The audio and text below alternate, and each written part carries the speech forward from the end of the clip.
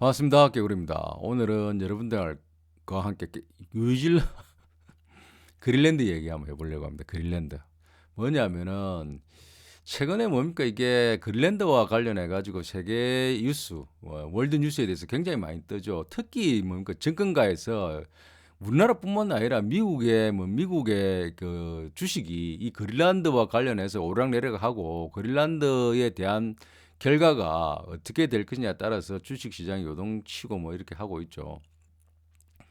예, 그린란드에 대한 본질적인 내용보다는 경제에 어떠한 영향을 미칠 것인가와 관련해서 더 많은 관심을 가지고 가게 되고 있는 것 같습니다. 이 1월 16일자에 이런 뉴스가 났습니다. AP 뉴스에 그 그린란드 미래에 대한 합의가 이루어지지 않자 유럽의 군대가 그린란드에 도착했다는 뉴스가 AP 뉴스로 나왔고요. 이와 관련해서 또 ABC 뉴스에서 그린란드에 대한 트럼프의 완전한 통제권을 요구하자 유럽이 군대를 동원했다는 뉴스가 나기도 했는데요. 이와 관련해서 트럼프는 이게 개슬매 두 마리로서는 개슬매들 이렇게 묶어놓은 개슬매들이 막 몰고 가지 않습니까? 그 개슬매 두 개로는 이게 그린란드를 방어할 수 없다. 우리 미국이 있어야 된다는 조롱으로 이게 조롱을 하는 뉴스가 나기도 했습니다.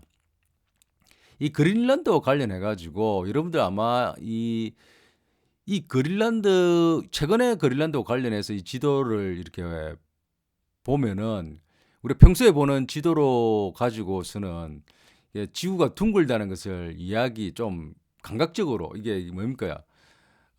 본능적으로 지구가 둥글다는 것을 좀 느끼기 힘들잖아요. 왜냐하면 평소에 평평한 지도만 보다 보니까. 그런데 이 그린란드를 정확히 보기 위해서는 구글 어스나 이렇게 뭐 3차원 지도로 해가지고 보면은 북극을 이렇게 보면 지구가 둥글다는 것을 느낄 수 있고 또 그린란드가 얼마나 큰지 그리고 그 주변국들이 어떻게 배치되어 있는지를 정확히 알 수가 있죠. 그래서 이 구글 지도를 이렇게 한번 보시면 자, 뒷백그라운드로 한번 구글 지도 한번 봐주십시오. 구글 지도 그린란드를 보면은 그린란드의 왼쪽에는 캐나다가 있고 오른쪽으로는 유럽이 있죠. 독일, 뭐 스웨덴, 영국, 아일랜드, 아이슬란드도 있고 북쪽으로는 러시아가 있죠. 러시아가 있고 그런데 재미나는 것은 이게 그린란드와 이게 러시아 사이에 스발바르 제도가 있습니다. 스발바르 제도. 아키펠로그죠. 제도라고 하는데 이게 섬이 많이 모여 있는 거죠. 섬이 많이 모여 있는 이 스발바르 제도는 이게 노르웨이형입니다. 노르웨이형. 노르웨이형이니까 실질적으로 이 그린란드를 둘러싸고 있는 제일 가까운 나라들은 캐나다, 노르웨이, 아이슬란드죠. 아이슬란드. 이 세 국가인데 아무리 봐도 뭡니까? 미국은 이게 위치적으로나 역사적으로나 그린란드에 대한 이게 영유권을 자기 나라 땅이라고 주장하기는 상당히 어렵죠. 그러다 보니까 뭐 대놓고 그냥 병합한다, 병합하겠다, 내가 사겠다, 내가 뭐 가지겠다 이렇게 대놓고 하고 있죠. 이걸 뭐 어떤 주장할 만 자기네 땅이라고 주장할 만한 지략적으로나 역사적으로 어떠한 뭐 근거도 명분도 찾기 힘들죠. 그러다 보니까 뭐 대놓고 그냥 내 나라, 완전 제국주의적인 이거 뭐 행태를 보이고 있죠. 미국이 그런다기보다는 트럼프 행정부가 미국이라는 나라는 뭐 이게 계속적으로 바뀌어 오니까 행정부가 지금 행정부에서 그렇게 요구를 하고 있다는 거죠. 대놓고 그냥 달라고. 이유는 뭐 황당하죠. 뭐 자기네들이 이렇게 하지 않으면 러시아와 중국이 이게 많이 그린란드에 나타나서 이게 중국과 러시아의 손에 넘어간다. 그래서 굉장히 우려스럽다는 핑계를 대고 있지만 정작 그린란드에 사는 사람들은 수십 년 동안 살고 있지만 러시아와 중국의 함선을 한 번도 본 적이 없다. 위협을 전혀 느끼지 못한다고 하고 있음에도 불구하고 남들이 느끼지 못하는 두려움을 트럼프는 느끼는가 봅니다. 대단하죠. 또 하나 이 그린란드와 관련해 가지고 제가 처음으로 이게 소셜 미디어에서 느낀 것은 인지한 것은 어떤 거냐면 백그라운드 봐주시면 이 케이트 밀러라는 여성이 올린 소셜 미디어 X에 올라온 이미지인데요. 이 그린란드가 미국 성조기로 이렇게 뒤덮인 이 이미지를 올림으로 해가지고 이게 그린란드에 대한 관심을 뭐 폭발시켰죠. 증폭시켰는데 제목으로서 곧바로 곧이어 뭐 멀지 않아서 이게 그린란드가 미국 땅이 된다는 뜻으로 올렸죠. 케이트 밀러가 누구냐 하면은 미국 정치권에서 활동하는 보수 성향 인물이라고 합니다. 과거 백악관 국토안보부 등에서 홍보 역할을 맡았고 트럼프 행정부 핵심 보좌관 스티븐 밀러의 아내라고 합니다.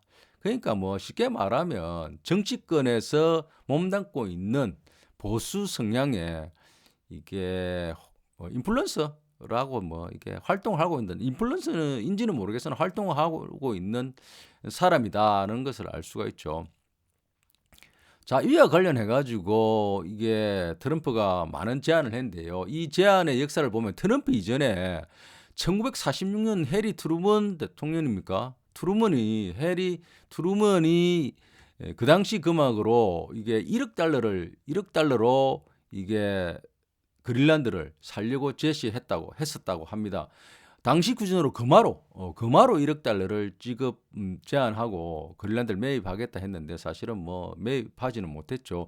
현재 가치로 환산하면 어마어마한 뭐 수십억 달러 이상의 가치를 가지고 있다고 볼 수 있으며 그 당시에 덴마크가 받은 마샬 플랜 전후 전쟁 2차 대전이 끝나서 유럽 부흥 계획의 일환으로서 원재액으로 받은 덴마크가 받은 원재액보다 몇 배에 달하는 파격적인 금액이었다고 합니다. 이 그린란드에 대한 매입 제한 금액이. 자, 1946년에 그러한 해리 트루먼이 제안을 했었다는 거죠. 또한 이번에 이 그린란드와 관련해 가지고 이게 MBC 뉴스의 1월 14일자에 따르면 트럼프가 그린란드에 대해서 700빌리언 달러를 제안했다는 뉴스가 나왔습니다. 현재 환율로 1월 22일자 환율 1469원으로 해보면 한 1028조 우리나라 1년 예산의 2배 어마어마한 돈 좀 매입 비용으로서 제안했다고 하고요. 또 뭐 이게 땅에 대한 매합뿐만 아니라 매입하게 되면은 매입 축하금이겠죠.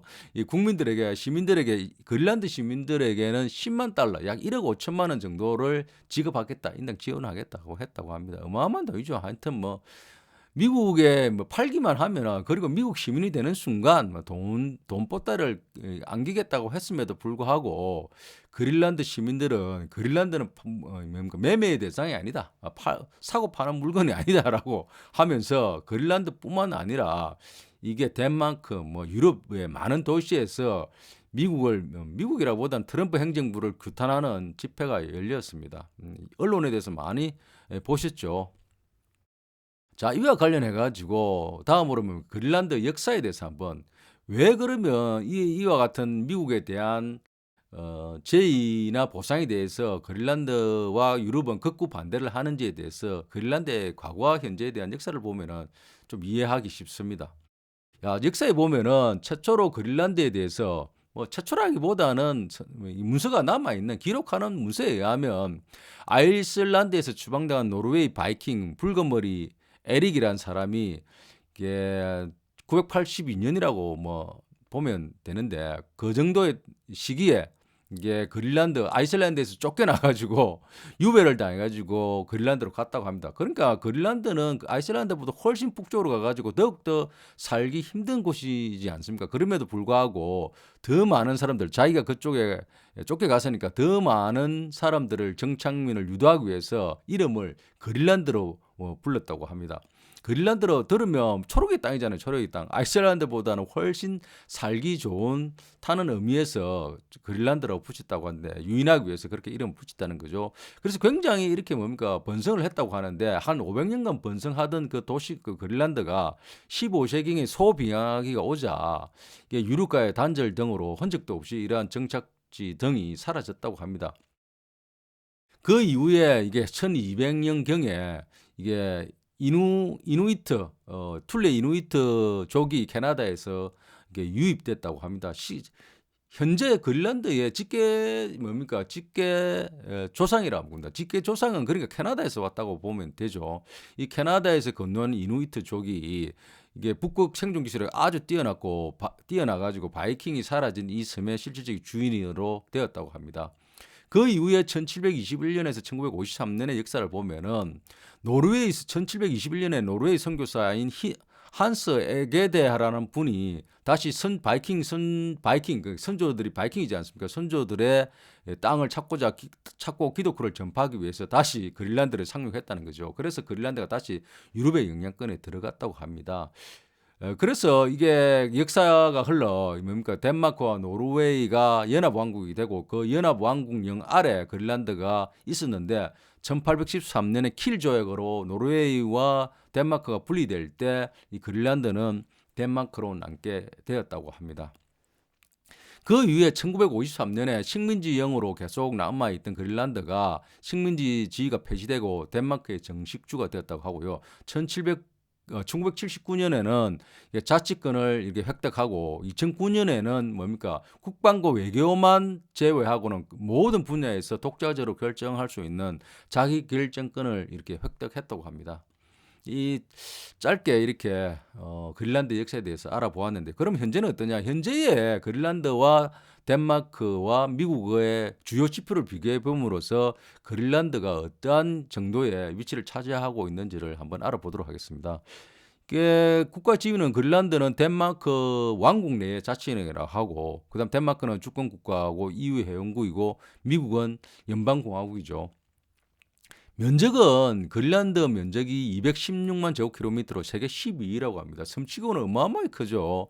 세계 12위의 면적을 가진 섬이라는 거죠. 그 다음에 덴마크는 이게 그린란드의 50분의 1이라고 합니다. 한 4만 3천 제곱킬로미터. 그 다음 미국은 뭐 여러분들 다 아시다시피 세계 3, 4위의 땅이죠. 983만 제곱킬로미터의 땅을 가진 국가입니다. 인구로 볼 때는 그린란드가 5.7만 명 정도, 덴마크의 0.95%, 미국의 0.016% 정도 된다고 합니다. 덴마크는 약 596만 명, 미국은 뭐 많이 아시는 것 같이 3억 4,200만 명 정도 된다고 하고 있고요. 그 다음에 1인당 GDP를 보면은 그린란드가 약 5.8만 달러, 6만 달러 정도 되고 덴마크는 8.2만 달러, 8만 달러 정도. 그 다음 미국은 이게 8.9만 달러니까 9만 달러 정도 되죠. 상당히. 그 다음에 통화는 뭐 이게 그린란드는 덴마크 통화인 크로네를 사용하고 있다고 합니다. 미국은 뭐 여러분들 다 아시다시피 세계의 기축 통화인 달러를 사용하고 있죠. 이로써 주요 이 생계국에 대해서 주요 지표에 대해서 비교해가 알아보았습니다. 자, 그러면 왜 이렇게 이게 미국을 싫어하는지에 대해서 한번 알아보도록 하겠습니다. 뒤에 백그라운드에 보면은 툴레 베이스라 해가지고 미국 그러니까 그린란드 내에 있는 미국의 공공기지에 대해서 나와 있는데요. 이 공공기지는 어떻게 해서 만들어졌는지 한번 알아보면은 이게 지금은 이게 툴레 공공기지라 하지 않고 피투피크 스페이스 베이스라 돼 있죠. 원래 이누이트족이 원주민의 언어인 이게 지명인 피투피크로 툴레를 대신해서 지금은 피투피크 공군기지라고 부르고 있다고 합니다. 요곳이 옛날에 이 피투피크가 옛날에 툴레라는 곳이라는 곳이죠. 것이라는 것이죠.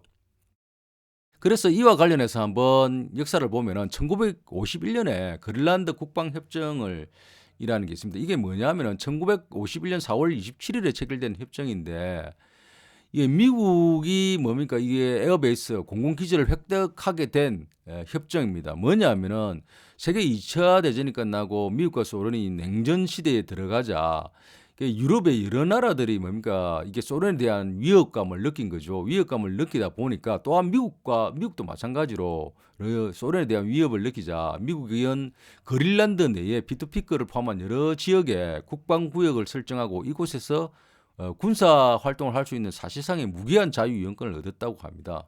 대가로서 덴마크는 2차 대전 이후에 불안한 안보에 대한 이게 보장으로 나토에 가입하고 그 다음에 미국으로부터 덴마크를 방어하는 약속을 얻어냈다고 합니다. 이에 대한 이게 1951년에 국방협정이 있고 난 이후에 미국은 곧바로 블루레이 작전이라는 것을 작전을 시행했다고 합니다. 이 작전이 뭐냐 하면은 이게 그린란드 내에 초단기간에 공군기지를 이렇게 설립하는 거죠. 만드는 겁니다. 미국이 소련의 위협에 대응하기 위해서 북극권에 구축한 최북단 군사 요새를 갖다가 만드는 거죠. 이게 블루제이 작전이라고 하는데 당시로서는 불가능에 가까웠던 것을 공학적 뭡니까 도전과 비밀 작전을 통해 건설되었다고 합니다. 그 당시에는 뭐 굉장히 이게 북극의 환경이 추운 곳이지 않습니까? 그렇다가 그 당시 기술로서는 상당히 어려웠음에도 불구하고 완전히 뭡니까 이게 이 비밀 작전과 공학적 도전을 통해서 이렇게 해냈다는 거죠. 이 작전에 대해서 잠시 말씀을 드리면 이게 비밀리에 1120척의 배를 동원해가지고 그리고 12,000명의 인력과 그 다음에 30만 톤의 자재를 한꺼번에 투입했다고 합니다. 파나마 운하 건설의 맞먹는 규모라고 하는데 속전속결로 이와 같은 어마어마한 물량과 인력을 동원해가지고 요새를 지었다는 거죠. 그래서 북극이 뭐 짧은 여름 한 3개월 정도의 이게 여름이 되다 보니까 해가 지지 않는 백의 현상을 이용해가지고 24시간 내내 공사를 강행했다고 합니다. 공항해가지고 단 2달 만에 활주로와 주요 시설을 기초를 완성하는 경이로운 뭡니까 속도로 이 요새를 완성했다고 합니까? 정말 대단하죠. 그러다 보니까 뭡니까? 이 경이로운 그 당시 지금으로 봐도 대단한데 그 당시에 엄청난 규모 뭡니까? 파나마 운하를 건설하는 데와 맞먹는 규모의 이게 자재를 투입해 가지고 만든 이 기지는 요새를 짓다 보니까 어떠한 현상이 생긴 거야. 거기에 살고 있던 그 지역에 살고 있던 이누이트족을 긴급하게 이게 건설을 위해서 이게 정착존을 거주민들을 옮겨야 됐던 거죠. 그러니까 1953년 5월에 뭡니까 덴마크가 그 당시는 뭐 덴마크 땅이니까 령이니까 덴마크 행정관이 피투피크 주민들에게 뭡니까 나흘 안에 나흘 안에 이 피투피크 지역 툴레 지역을 벗어나서 더 북쪽으로 이동해라는 명령을 내렸던 거죠. 그러다 보니까 그 명령을 받은 116명의 이누이트 주민 27가구라고 하는데 이 27가구는 대대로 살아오던 사냥터와 조상의 모터를 뭡니까 뒤로 한 채 개슬매를 끌고 북쪽으로 약 100km 떨어진 카나크 지역으로 유툴레라고 명령했는데 그 유툴레가 아니고 자기들이 원래 살던 이동해야 될 툴레인데 뭡니까 원주민들의 지역명으로 지금은 카나크라고 그러죠. 카나크 지역으로 황량한 지역으로 강제 추방당인 거죠. 강제 추방. 피투피크 지역에서 강제로 추방당했는데 그 당시에 이렇게 나흘 만에 이렇게 추방당하다 보니까 그 추방당할 위치 카나크에는 주민들을 위한 집조차 제대로 지어지도 않고 뭡니까 북극 지역에 이게 지낼 곳도 제대로 마련되지 않는 그러니까 겨울을 뭡니까 텐트와 급히 지은 임시 천막으로 놔야 했다고 합니다. 그러니까 어마어마한 고통을 겪은 거죠 그 당시에. 그래서 뭡니까 이 사건에 대해서 뭡니까 그린란드 이누이트족을 포함해서 그린란드 사람들은 굉장한 뭡니까 덴마크와 특히 미국에 대해서 이게 좋지 않은 감정을 가지는 것은 당연한 것이죠. 이게 당연한데 이와 관련해 가지고 오랫동안 뭡니까 주민들이 자발적으로 이주했다는 식으로 왜곡했다고 합니다. 왜곡해서 이렇게 홍보를 했는데 1980년대 들어서자 이러한 진실이 밝혀지고 이 진실에 대한 덴마크와 미국 간에 이루어진 비밀 협상에서 주민들이 권리는 완전히 무시되었던 사실이 이게 법정 투쟁에서 밝혀졌다고 합니다. 밝혀져서 1999년에 덴마크 대법원이 이 이주가 불법적이고 강제로 퇴거되었음을 인정하고 생존자들에게 보상금을 지급하라는 판결을 내렸다고 합니다. 엄청난 판결이죠, 이게. 그런데 뭐 이 상징적 쫓겨난 거에 대한 상징적 명칭이 있다고 합니다. 북쪽의 끝에서 더 북쪽으로 하라는 상징적 명칭으로 그 당시에 쫓겨난 거에 대한 극명하게 그 사례를 나타내는 이게 단어라고 보면 문구라고 보시면 되죠. 그래서 왜 그러면 이렇게 그린란드 사람들은 미국에 대한 어떻게 보면은 미국이 되는 순간 더욱더 안전하고 더욱더 경제적으로 안정되고 또한 미국 여건이 그린란드 여건보다는 뭐 비교할 수는 없겠지만 어쨌든 전 세계적으로 모든 사람이 미국의 여건을 가지기 위해서 많은 사람들이 모든 사람은 아니지만 많은 사람들이 미국의 시민이 되고 미국 여건을 가지기 위해서 이렇게 노력하고 편법도 많이 쓰고 하는데 그럼에도 불구하고 그린란드 사람들은 미국이 되는 것에 대해서 절대 다수가 이렇게 반대하고 오는 것을 보면은 이러한 역사를 있었던 것이죠. 우리가 왜 그린란드 사람들이 그렇게 많이 반대를 하는지, 그린란드는 이게 매매의 대상이 아니라고 규탄을 한지에 대해서 알 수가 있는 거죠. 마치 우리나라가 일제 시대를 거치면서 일본에 대한 뭡니까 역사 뭡니까 용서할 수는 있어도 잊을 수는 없다. 절대 잊을 수는 없다는 거 마찬가지인 거죠. 우리는 단순히 뭡니까 그린란드에 대해서 뭐 경제적으로 이게 뭐 주가가 떨어지고 올라가고 이에 대한 이벤트적인 사실만 기억할 것이 아니라 왜 그린란드 주민들이 이렇게 미국에 대한 합병을 이렇게 싫어하고 반대한지에 대해서 역사를 통해서 정확히 알아야 되고 그린란드는 그 누구의 것도 아닌 그린란드 사람들의 땅이라는 것을 다시 한번 확인하고 또 알았으면 합니다. 다음에는 더 좋은 내용으로 찾아뵙도록 하겠습니다.